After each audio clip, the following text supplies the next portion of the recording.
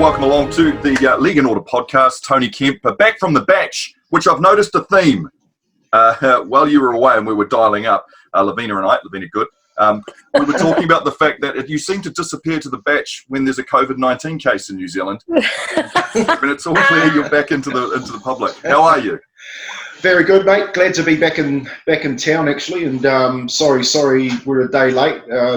Generally, it is a batch and it doesn't have Wi-Fi. So, no, mate. I've just with the Rugby League that's been going on. The one thing I do want to say about the Rugby League is it's time to let the crowds back, because watching the game without the crowds now is becoming a bit boring.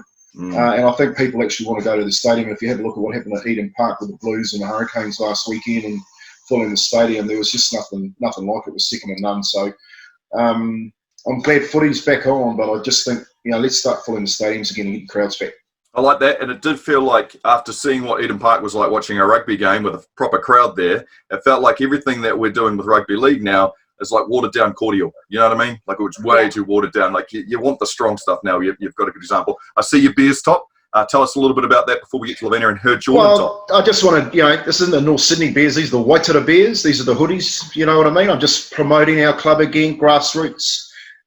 They're out there, they're online. Go to Waitara Rugby League Facebook page. You probably won't get a better hoodie in New Zealand, better than the All Blacks and probably the Kiwis. Pushing it, but I like that. Charitable. I like it. Tony. Yep, very, very nice. Lavina, talk to us about this Jordan top. That's not even yours, is it? No, it's not. The truth is, I was going to lie and say I'm after sponsorship from Nike, so we could always pummel that one. There's an avenue. There's an avenue. Hey. But I went for an early morning swim this morning, and my youngest son, Liam, is addicted to basketball. He knows everything about every player and every team, and I grabbed it and thought, that's nice. That's warm. No wonder it costs so much money. So I'm going to wear it for the rest of the day. Keep it on, because it's pretty cold in Tauranga today. Makariri today. It's a little muck. Oh, it's not too cold in Auckland, but it's certainly wet. So we've got the rain. Well, let's stop talking about weather, hoodies, whatever it is. But let's get into the NRL, because I enjoyed this weekend's Rugby League, especially from a Warriors fan. And can I just say, before we break down the Warriors game, we'll talk about that at all, I was guilty of having a damn good swearing session when Peter Hiku let that ball bounce in the end zone and then they scored. I was like, that was never going far enough. I took the time to text message Blake Ashford, who was actually over there watching the game, and he just said, relax. And I said, relax when he scores 3 tries in absolute haste. And then he went and scored 3 tries, and the Warriors won. That was my analysis. That was my breakdown. What did you guys think? Starting with you, Lavina. I love the Warriors at the weekend, and I know they're hot and cold and it can be frustrating for fans. But obviously, I heard that Stacey Jones had a word in Cody's ear about hanging on to the ball more, not necessarily running with it more, but being a bit of a hamu and controlling the game more. I actually thought Cody's kicking game was better than his running game, to be fair. I thought the kicking game was impeccable. But I just found everything about the Warriors, they seem to have a lot of cohesion on attack. The forwards ran beautiful lines, and every one of their backs, not just their halves, asked questions of the opposition. And that's sometimes all you really need to do to win a game against, some quality opposition. Obviously, with the Cowboys losing Valentine, there was a bit of an area of concern for them. And Jason Tamalolo only ran 120 metres, so they did their homework on him. Either the knee was a bit dodgy, or he just couldn't make the space, because the Warriors realised if you shut down that engine room, you're in with a real chance. But I enjoyed watching them because the attacking flair looked natural to them, rather than always trying to drive something forward that wasn't going to work. And it all came together. So they need back-to-back wins. The Warriors haven't had back-to-back wins since, I think, maybe May 2019. And they proved that they can play quality rugby league. And it was enough to get me excited for the rest of the year for the Warriors. And I know we might be having a bit of a chat about Gus Gould later, but that's a way of the Warriors sort of saying we will win more than 4 games this year, because we're capable of doing it against some quality opposition away from home. I loved watching them at the weekend. Yeah, look, I think the win was, to have 50-odd points scored in the game is really good from a fan's perspective. I was sitting down in Waitara last weekend with a bunch of mates, about 30 of us in a shed, having a few voddies and watching the footy at the same time. And, they were leaning over to me and saying, hey, what do you think? And I said, it's like a game of touch. Whoever scores is going to, the other team's going to score again, and it's going to go like that. And then whoever gets away at the back end of it is going to win the game. But when McLean went down and they lost him on the bench, and then Valentine Holmes with a high ankle sprain went down really, I said to the boys, he won't play this out. Knowing that when you have one of those, it's really hard to run on. it played a little bit into the Warriors' hands. And Jason Tomola was obviously affected by that injury because he only carried the ball. I thought he still carried the ball well because he had 4 Warriors around him. You're right, Lavina. They did get the numbers in to tackle him, which you have to do. But they took their opportunities, and in the competition, that's what they got to do. And I was really happy with that. I thought,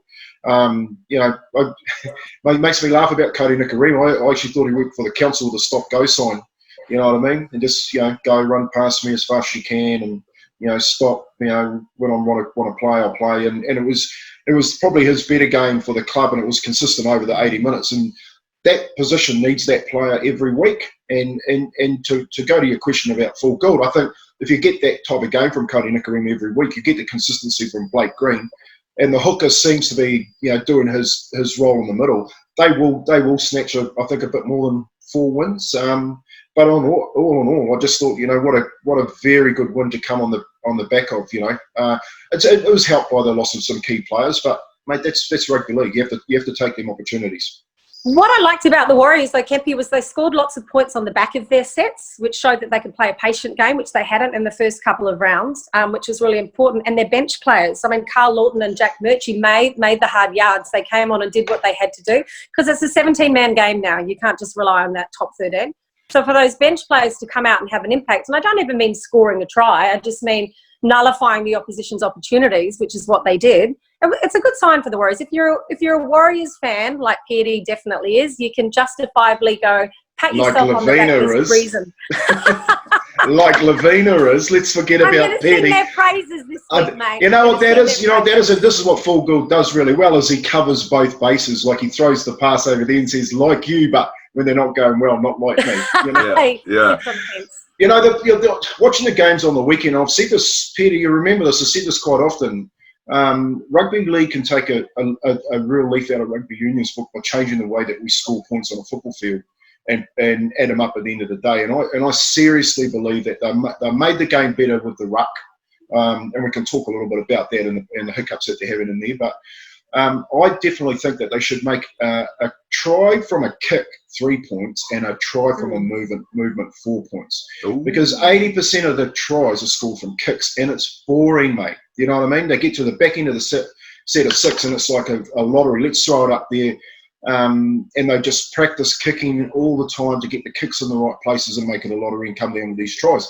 And I just think that part of it, people are talking about the ruck being really messy. I've always said that the point scoring from kicks is really messy. Just imagine if you said, well, you get 4 points if you score from a movement. How many guys would look at that option to run the ball on the last, or have 2 cracks in a set of 6 as opposed to 1, and just instead of setting it up at the right end of the field to put the kick into a channel, So it's for me just on the back of the Warriors game. Scoring all your tries from kicks is caca, put it that way. Yeah, but Kempy, I'm a big fan of a kicking try. Actually, I don't agree with you on that. I don't think I would like to see the score point change. And I think for players like Dally Cherry Evans that were introduced into the game that had an impeccable kicking game similar to that of Peter Sterling, the great Sterlo. 60 yesterday. Yeah, develops that kicking game, and it changed the face of rugby league for me once, some of these players went from just the chip over the top to the grubber kick to that 40-20. So I've always been a big fan of that. But last year, the Warriors, I think when the first year Sean Johnson had left the club, the year before, they'd only scored tries from 3 kicking opportunities. So that was an area of their game that they hadn't really focused enough on. That's because they couldn't hold the ball. Yeah, exactly. They drop it all the time. Yeah. I'm not opposed to seeing a try from a kick, though. I get quite excited by that. Just to take you through the kicking history, all right, it was Wally Lewis. Here we go. Really? It wasn't Daly Cherry Evans, all right. It was Wally Lewis that brought the kick on. Okay, he put that ball downtown. It was Graham, the likes of Graham Eady and those blokes, Alan McMahon that could hoop the ball 80 metres, those leather pigskins all the way down the football field. But the guy that changed the way in the ball rolled was Andrew Johns. So when Andrew Johns and Matty Johns would play around with the football field at Newcastle all the time, they'd bend it, they'd do all sorts of things. Yeah, amazing. A la 2002, Stacey Jones hits it and starts. Remember the kick? He kick it on his outside and it'd fall over into it's beautiful. Henry Fafili's hands. Like you know what I mean? So I'm not saying that they take the kicking game out. I'm saying you just take a point off them. Yeah, I haven't even noticed the kicking game. Like, I've just been watching rugby league. I've never realised whether I liked it or not. So, Kempi, you're taking me to a whole nother level. And I fear now that I'll see a try being scored off the kick now, and I'll be like, well, that wasn't quite as good, though, if they'd run it in. You know what I mean? That's exactly right. Always thinking of the what you mean by run it. Do you mean run it like through the back line move, which is enticing and exciting? Or are you talking about a hooker just going from dummy half and charging over the line, or a pig making his way up the middle? That's not exciting for me. That doesn't excite me as rugby league. It's just because he was never airborne, I bet. Kempi never got up in the air, so he's like, no, fuck it. Anyone who scores a try has to either burrow down or I've seen him in the air. The great Daryl. That's right. The great Daryl used to say I could jump like a gazelle, mate. When I was playing fullback. I've seen you in the air, Kempi. Just so that you know, mate. Played for New Zealand. My very first, second, probably my third test was at fullback for New Zealand. So right, I'll go watch it.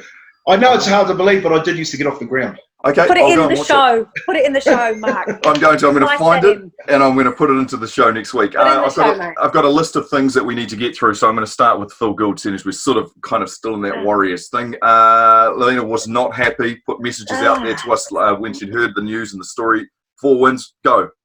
Pissed me off. He really annoys me, Phil Gould. He's done it for years. It used to frustrate me, those halftime chats or the pre-match chats that he'd do in State of Origin, and, you know, the raving camera would come in and he'd waffle on for about an hour and a half of Phil Gould wisdom. And at the end of it, I'm like, yeah, you timed it out pretty good, Gussie, but you didn't really give me much. There wasn't that much analytical. It was all about your own virtual insight. And at the start of the year, he was, you know, this whole COVID thing hit and the Warriors are coming to Australia and it's condescending and we think they're lovely for doing that. In fact, Phil Gould even bought a membership to the Warriors to try and support them and pick them up on their merry way. I say, take that membership off that sucker. I don't want him to be a member of the Warriors. Take that membership away. Hit him with a trespass notice anytime he comes to Auckland. In fact, don't let him in the country unless he has 4 weeks shutdown. Because what benefit to the competition is it to say the Warriors are only going to win 4 games? I mean, they've won 2, but they're only going to win 4 games. I could possibly say that about 6 teams in this competition, but in what way is the great game benefiting from that? Nothing. And I understand Kempi that he gets annoyed with the Warriors and their inconsistencies, and, you know, he needs to hold them accountable, and in his eyes we should be the strongest team in the competition. Do you know how many New Zealand players are playing for Sydney clubs, Melbourne clubs, Brisbane clubs?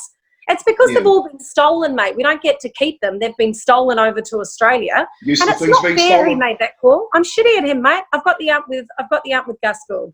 Good for you. Don't we know it? That was great. That was fantastic. Out of interest, did anyone see the before the Auckland Blues and the Hurricanes played? They did a little try to be trailer where they were talking about inspirational people, and Martin Luther King and and then the King Carlos. And then there's a new king in town. I was like, whoa. That's inappropriate. Wowza! Who wrote this? Who voiced it? Why are you playing it? No, it's so... No, they went too far with that new king in town. That was too far, wasn't it? Yeah. And then Prince Charming was there too, and Dan Carter. But enough of that rugby noise. Yeah. Tony, you know that there's a bit of stirring needed within media, surely. And 100%. Is that what Gould's doing to us? Is he just trying to be that guy? He's like... Well, you can imagine how Lavina feels, and there's people who are probably 10 times more passionate with the Warriors than Lavina is, and they will probably tune in more so just to watch the Warriors win, so they can say, "I'll stick that up your ass, Phil Gould." You know what I mean? Exactly. Yeah. So you know, Phil, for me, Phil Gould is the best at covering every base. You know, he'll say things like, you know, "Oh, this guy, you know, he's playing really well, but if he doesn't do this kick, he's going to play really bad," and he'll go along this conversation and take you in and out of it, but end up in the right spot at the end of it, whether it's a win or a loss. And that's generally what he does. You know, you listen to some of the conversations that him and Paul Gallen are having at the moment around the ruck. You know what I mean? It's sort of they're arguing. The contradicting phrases that they come out with, both of them. It's really good media. You know, people love them. You know, just, you know, what did Freddie say? He said, just punch him out, Gal. You know, get the fight on. Yeah, I'm all over that. All over that. But you're right, Mark. You know, Phil Gould's great for radio. He's great for TV. You know, and the thing that I don't really like about him is that people hang on every word as gospel, and he's just not. You know, Lavina's right. He's full of shit. To think that they're only going to win 2 more games is just ridiculous when there's 20 games to go. What's the I mean? benefit in saying that? It's not even to rack up the media. It's just a flippant comment from a man that shows no respect for a team that has travelled from the other side of the world. And, it's like he said, thank you so much. We appreciate you for being here. This is great. And you guys have done great. But you should have won several premierships by now. And I don't think you'll win many more games. Who gives a shit, Gus? Really? No, Who gives a shit what you think, mate? The other thing is too, apart from Rooster, Canberra, Eels and Manly, and maybe throw the Knights in there, all those other teams are beatable. You know what I mean? So they're going to come up against them and they're going to get more than 2 wins. It's just whether or not they're going to end up in the 8. That's what people want to know. Are they going to be there at the end of the year in the finals? And going on that game that they played against the Cowboys, if they take their opportunities, I look at the Cowboys and it just showed me that they probably aren't going to be there at the end of the year. You know what I mean? So, but you just don't know. The gap between the top 4 and the bottom is so vast. You know what I mean? Anyone can fill those other 4 spots. Exactly. Canberra and Manly are a prime example. You got 2nd and 7th playing, but you think one of those 2 will be in the final. You know what I mean? It's just it's a tough one at the moment. All right. Well, we've done the little purge valve there for you, Lavina. So let's. I feel better. I needed to get that off my chest. I'm sorry. I feel like I'm in the confessionary right now, and I'm just keep talking. Yes. Now this one's definitely one for you, Kempy, because I know you're passionate about this. Talk to me about Issac Moses and what's going on with that whole deal. Oh, look, I actually thought that Verlandis would get to this eventually anyway. And I still think they will. I think the Issac Moses case that's just come out about him being banned, he's still got right to appeal, obviously, but they're saying about these kids now they can probably collect all their money for the year because Issac Moses has lost his licence. And the way that they've said it is because Tim Manners come out and said he asked me to lie in front of the NRL integrity unit. Now, mate, it's not about asking a player to lie. It's about what else have you told players and what else have you done in the past, you know what I mean? And if you take this in the context, like the Warriors have half their roster with Issac Moses. Their coaches are all with Issac Moses. Their top players are all with Issac Moses. And the problem that you have when these player agents have been getting away with it for so long is they manipulate the competition. So they move players in and out, they move coaches in and out, and they work with the people that want to work with them. And when you've got dodgy bugger, you know what I mean? You're manipulating stuff and actually making competitions or enhancing teams to win competitions. And I've pointed that out a long time ago, and I think they should throw the book at blokes like this because there's a small handful of good blokes, and there's this big bucket of rubbish of agents that they're like Weet-Bix packet tickets, you know what I mean? I want to be an agent, I'll go and get it. I'll go get it after sitting in Sydney for a weekend, and all of a sudden I've got a guy's life on my books. And I just think what the NRL have done now, and especially with it being a media, is fantastic. It's put it in the domain of the public. But now Volandis needs to come down on it with a hammer, mate. So if you want to be an agent, this is what I do. You want to be an agent, and you've got a book, you give me $1 million as a bond. You do something like that, you lose your $1 million straight away. Imagine that. Imagine an agent sitting there and going, I've got $1 million on the line here. If the players stuff up or I stuff up, I lose it. What do you think the player managers will do? They'll make sure they look after the player, won't they? That's the first thing. The welfare of the player and all that sort of stuff. But they'd also make sure they look after the others. And there's also lots of other stuff that comes underneath it. What is it that they've got Isaac, other than asking a player to lie? What were they lying about? Is it like, what's he done that's so wrong? And what is he doing that's so corrupt? It's obviously something to do with the contract. It was third-party deals. That's what he got to lie about. And that usually means that there's a little sort of Bunsen burner, sweet little learner off to the side that isn't on the books. Is that how it works? Or they used to call them brown. Under the salary cap. That's right. They used to call them brown paper bags, but it's under the salary cap. It's like getting a cashy done. It's like having a door put in your house and paying the guy cash, and not declaring it. Right. And they try, I personally think that the salary cap works if it's not manipulated, because it balances out the teams. You can't, not like the Chicago Bulls or, those top teams at the top that can just have so much money that they go and buy players. We don't have a draft system. We don't have a college system. We don't have all those things that the Americans have. And I think that the salary cap, if used properly, is actually good for the competition because it balances it out and it gives us a different winner every year. And that's what we want. But when you've got these, bucketheads player managers, they're actually, I'll tell you what they are. They're the CEOs of Rugby League. They certainly are. They run the show. Yeah. They run the show. But they hold the clubs to ransom and they hold the game to ransom. And I just think this thing that's come out about Issac Moses, like, about bloody time, man. Just sort that shit out. We want our players to be looked after, and we want the game to be run properly. When you got these blokes running around the backyard saying, "Nah, man, we're going to do it this way," and I'm going to take this player to this club, and because the examples of players are that they sitting here don't know what they're being offered. So I'm phoning up from the Warriors to Mark Peart at Broncos and saying, "Hey, man, I need a halfback." And he look. Mark has a look at his half and says, "I want to get rid of this guy, but I want this guy." And we're talking about a halfback. Well, the halfback doesn't even know that conversation's going. You know what I mean? And you're sitting there as a player, and I think it's really naive. You're sitting there in the dark, and then all of a sudden, oh shit, I'm on the books, I'm going. You know what I mean? It's rubbish, and about time they sorted it out. Yeah, I'm with you. I think that's good. I think the problem with the player management in the past is that they score all the good stuff and they benefit from the financial deals. And as soon as it turns to custard and it turns to bad, it's the players that reap the consequences of that.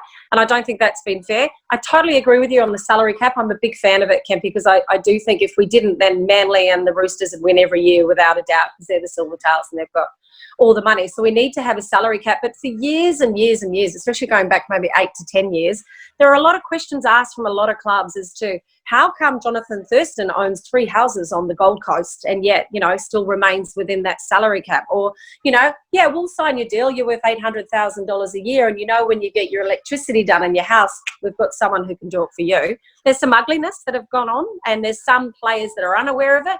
There's some players that are aware of it. What I do know is that the player managers don't face the consequences of those deals. They just reap the rewards from it. And when it turns ugly, they go running. So, yeah, bust their butts, I say. I just want to finish it off, like we're talking about policy here, and it's just not about player managers, because the clubs need to be held accountable for this as well, because they're buying into it. And their behaviour is less than, it's not above board, you know what I mean? So you've got, we've got a guy at the Warriors that's been doing it for years. He's been kicked out of the competition twice, and yet he's our recruitment manager.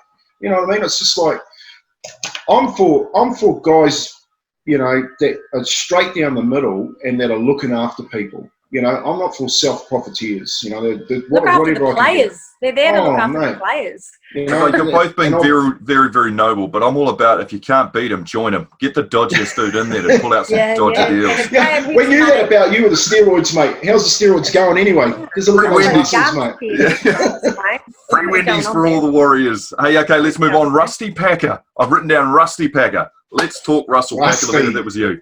He had like a 14-month exodus from the game, his time behind bars, and then the time with the knee injury and then the leg injury, and it went on and on and on, and makes this comeback. And like within a couple of minutes, he does something dodgy to Joe Tuppeny and heads his way to the pavilion. And I'm like, how does this happen, Rusty? How does this happen?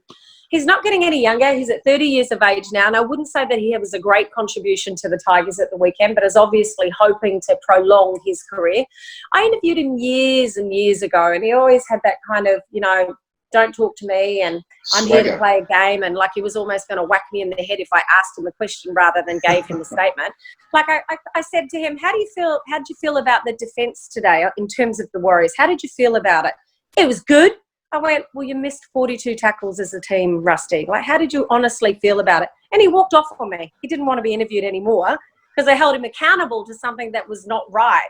And the people out there wanted to know, why are the Warriors missing 42 tackles? So I think that attitude he's carried with him overseas, and I think he can play footy, and he's done a bit of decent work for the Kiwis in the past, but that contribution wasn't something that he'd be proud of, I think, and I know he'll cop it because it's almost like bad tricks, mate, don't look good, and you've got more to offer than spending your time on the bench sacrificing a victory for your team that could have really put it to the Raiders. Look, I go back a long way with Rusty. He came through a junior structure as the last time that New Zealand actually developed a core of players that took the Warriors through 2 grand finals. And we're talking in that competition with the likes of Ben Matsalina, Rusty Packer, Simon Mann, and Isaac Luke in the Wellington team, and Manu Vatuvei, Jerome Rapati, Thomas Urwai, Louis Anderson, Sonny Bill Williams, Ivan Tumavavi, Ipolani Luaki. And people say we can't deliver in New Zealand these type of players, but there was the core bunch of guys that we put this junior program together to make sure we could build some depth in the club.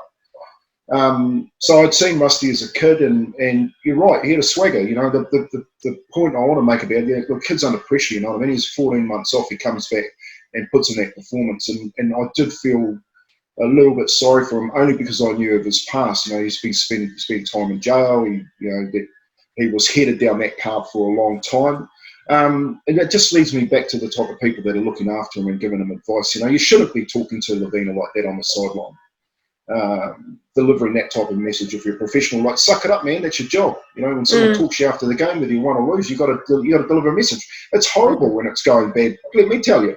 You know what I mean?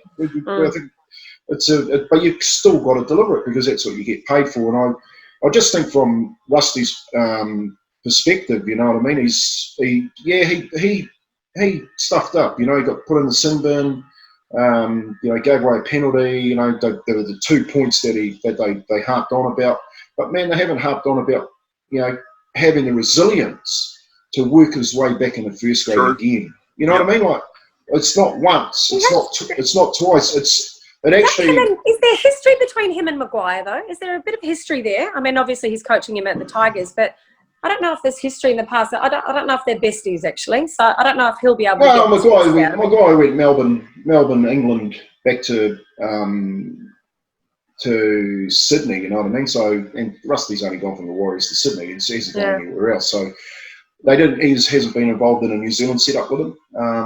I just think it was unfortunate for Rusty to do that. But again, my point being, hey, that story, that resilience story, there's so many of those, you know. If we take it back to the context of Issac Moses, you know, who's looking after that poor kid? You know what I mean? Like, wrap him up. You know? No one. We haven't heard. I'll tell you what, we haven't heard anything about Zeri. He's hanging out with Sherry. They're hanging out together. I know, but they've swept it under the carpet, innit? It's like, we've got this big, you know, carpet pole's getting big again. Someone's going to take the rubbish out. You know what I mean? Apart from the fact the Sharks can't win a game because the culture. Don't they? I've got something about the Sharks, man. Don't they look terrible? You know, Andrew Fafidis. This is the biggest. I think he should be a poker player, because he goes, "No, I needed to bulk up because I was playing less minutes." You know what I mean? I need to be more effective. No, man, you're just fat. You needed to lose weight and you're lazy, and get mate. Faster. Yeah. Let me tell you, mate. Daniel Anderson said the same thing. Let's get bulk up and win the competition. You know? Owen Goodbill sums it up when he says, we play the Broncos, they score the first try, we were all standing behind the goal line. We couldn't talk to each other because we couldn't catch our breath. Exhausted, not fit enough. But the problem with the Sharks, they've had 3 CEOs in the past 12 months, Kempy. In 1 year, 3 CEOs. They lose this issue with Sherry with the whole drug scandal. They're not looking good. I dissolved that club. You know, they sit right on St George's doorstep. You know, they're on the. Well, they've got to as well. They don't have a home ground. Now. They're on the motorway down to St George, and I would just dissolve that club. Give that franchise to someone else. Take it away. Take it out of Sydney. Too easy. Just all that tradition, all that pride. Luke Cavell, who's my first cousin, played out on the wing for them. He went all right too, mate. He went all right. He was a terrible player of rugby back in the day. I remember him coming over when we were 5 and 6, and I wasted him. And then he was playing. Where did he play? What position? He was a winger. Yeah, but he was fast. How can you be a terrible winger in rugby when all you do is chase the kick and stand there so the guy can't throw the ball fast? Again, here we go again with the kicking in sport. Tony wants nothing to do with it. Everything. He wants to see lines. He wants to see quick takes. Everything's got to be. Anti-kick. All right, let's talk about Isaac Luke to the Broncos. What does that do for them? Genius move?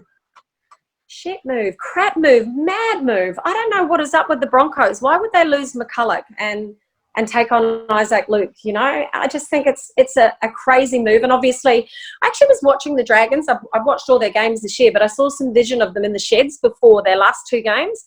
And Luke did not look very comfortable at all. He looked like a man that wasn't fitting within a club. He didn't know whether or not to stand up or sit down. It wasn't the nervous jitters before a game. He looked very disengaged and disorientated, and he hadn't even put his boots on. This is from within the shed. And I thought, you're not going to last long with the Dragons, mate, because, you know, that this is not the club for you as you close out your career. So I know he's got whānau throughout Broncos territory, and he's probably going to feel more comfortable there. I'm not opposed to the decision from him to go. I just can't believe that the Broncos would let go the golden boy to the Knights, as Kempy has mentioned it so many other times, to take on, someone at the end of their career that would be lucky to put in a 60-minute game of football, let alone an 80-minute game of football. It's a mad move. And I just think if they could look back in time, if they could go back to that recruitment policy and where they're spending their money, it's almost insane. It's crazy. I think it's crazy. I think he gets his debut this weekend. I think he jumps on the bench. Look, I know a little bit about the deal. He was meant to go to the Broncos in the off season. They just couldn't get the deal done, which meant that they have been trying to get rid of Andrew McCulloch for a while. So I don't know. Sometimes I don't know what Seabolt's doing with the recruitment. It looks like he just wants a bunch of kids up there and no one to challenge him because he's such a young coach. But you're right, to lose McCulloch then to employ Luke. It doesn't really make a hell of a lot of sense. Other than they're wanting the old head, the old hard-working head that he gives that impression that that's what he is. Yeah, other than he brings the experience, you know what I mean. Won a World Cup, been in a premiership winning South Sydney team, and played a shitload of first grade games. So he does have family up there. That's where McCullough's wife's from. And their kids are from, and all their family live up there. I think it's a retirement decision from him. I don't think there would be a lot of money in the deal. And it's sort of a way to say hi to Dad. This is my final farewell. So look, he's the other thing is he's a Taranaki boy, mate, tough as nails. He played to your 40 when you come from Taranaki, so he'll do them a good job. Don't you worry about that. Taranaki, the second best region in the world. Hey, if he was from North Taranaki, he'd probably play till he was 50.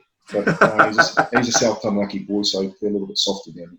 The myth. All right, let's head into player of the round for you guys. What were we, round 6? Or was that round 5? I can't remember. Round 5. We're heading into round 6. Right, round 5. Who was your player of the round, Lavina? Well, it was hard to choose because there was some outstanding performances. Teddy Tedesco was phenomenal, wasn't he? Phenomenal. 3 tries, line breaks, set up everything. I read this morning he's made 36 line breaks for the season so far.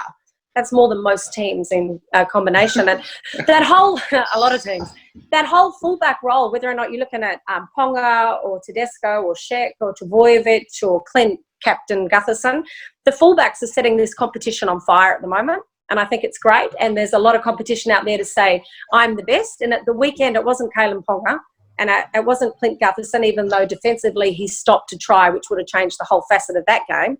And it'd have to go down to Teddy. So he set everyone on fire, and the media haven't stopped talking about him. But the player of the round for me comes from a Warrior, not one that scored 3 tries. Sorry, I won't have you speak badly about Petaheku. Does he hold a stop-go sign? It's not a stop-go sign, no. Okay. It's a player from the Warriors that for 3 weeks in a row, he has topped the tackle count for the Warriors. And this last game, he did not miss 1 tackle. So he's made more tackles than anyone else for the Warriors.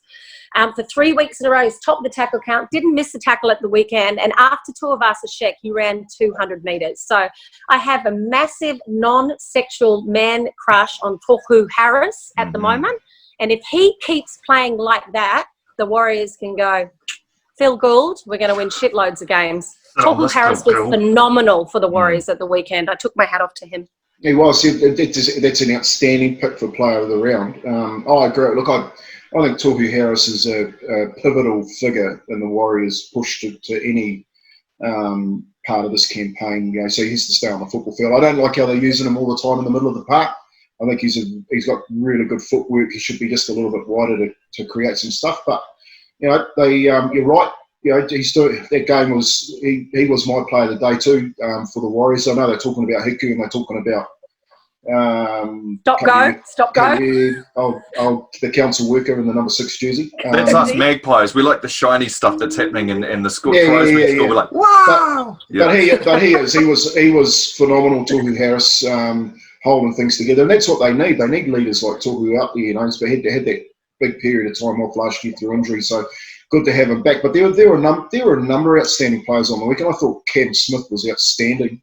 I think he's the form hooker of the competition. Just the way that he played, and Newcastle were on a roll, and he owned the game. He basically owned the game. He gets away with stuff that no one else will get away with. And I've listened to all the commentary in Aussie about it, and I'm like, oh, grow up, man. He's earned that. You know, if he can control a referee in and around the pocket and talk to them and tell them what to do, then that's Cameron Smith, and that's why Bellamy's going to play until he's 40, mate. You know what I mean? Because he's going to take him to the top of the competition.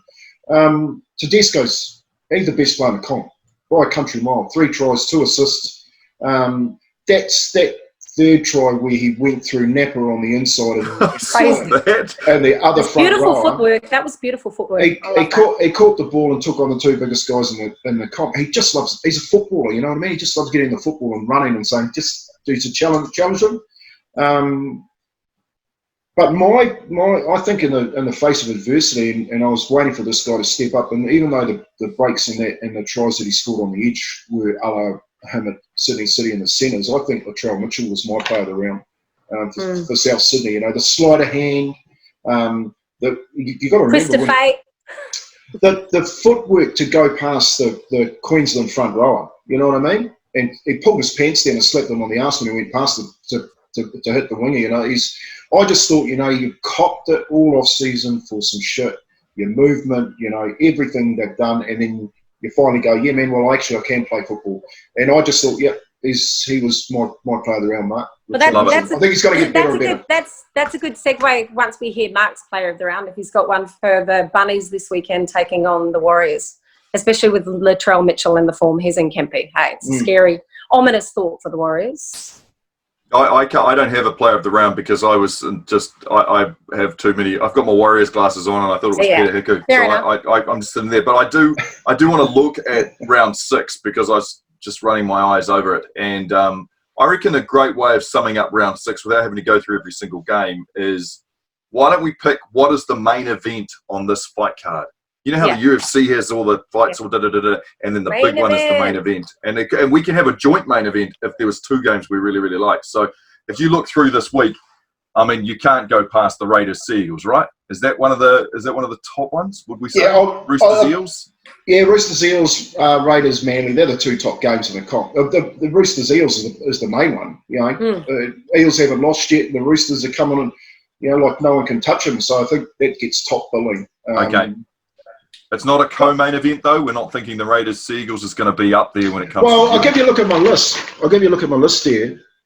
Here are the events, and here are the 2 main events, the Roosters and Canberra. There you go. Right. You know what I mean? So I just think that those 2 games are the ones that people are dying to watch because of the form. You know, and I just think all the other games... the main one, for obviously all of us, is Souths and Warriors. And the Warriors. It's a dangerous time. It's after what you said about Latrell Mitchell. It's a dangerous time to hit the Bunnies because they've got Cody Walker back, and he just 100%. basically brings all of that attacking flair together. So, I mean, they missed him in action. Latrell Mitchell's hitting fine form.